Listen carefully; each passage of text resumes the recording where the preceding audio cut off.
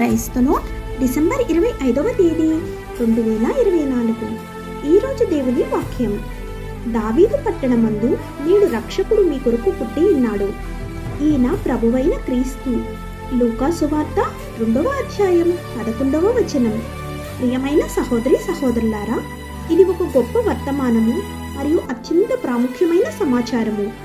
దేవుడే మనుష్య రూపంలో ఈ లోకమునకు వస్తుంటే, ఈ లోకపు మర్యాదను అనుసరించి చూచినట్లయితే గొప్ప గొప్ప వ్యక్తులతో ఈ సమాచారం పంచుకొనవలసి ఉంది.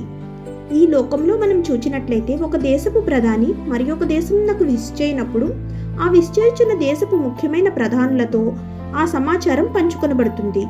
ఇది ఈ లోకపు ఆచారము. కానీ దేవుడు విద్య లేని వారిని మరియు సమాజంలో పెద్దగా గుర్తింపు లేని గొర్రెల కాపర్ల చెంతకు ఈ గొప్ప సమాచారం అందించినాడు. ఎంత గొప్ప భాగ్యం!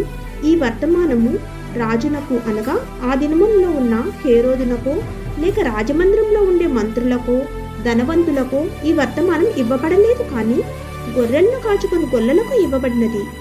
దేవుడు ఈ లోకపు మర్యాదలను అనుసరించి చూచుకొనివాడు నడుచుకునివాడు కాదు. ఆయన అల్పులను ఎన్నుకుని గన్లుగా లేపువాడు. క్రిస్మస్ అంటే గొప్పతనము కాదు, కానీ దేవుడే దీనుడై దీనుల మధ్య తనను తాను కనపరుచుకున్న దినము. ఆయన మనతో ఏదైనా సమాచారం పంచుకునే స్థితిలో మనం ఉన్నామా? దేవుడు మనము ఆయన ఆలోచనలు పంచుకునే అత్యంత దీనత్వం కలిగి జీవిస్తున్నామా? తండ్రి మన దగ్గర నుండి ఆశిస్తున్నది అదే, ఆయనతో సహవాసము. మనము ఈ దినముల్లో అది సంపాదించుకుందాము గాక. క్రీస్తు పేరిట అందరికీ క్రిస్మస్ శుభాకాంక్షలు. ఆమేన్. God bless you.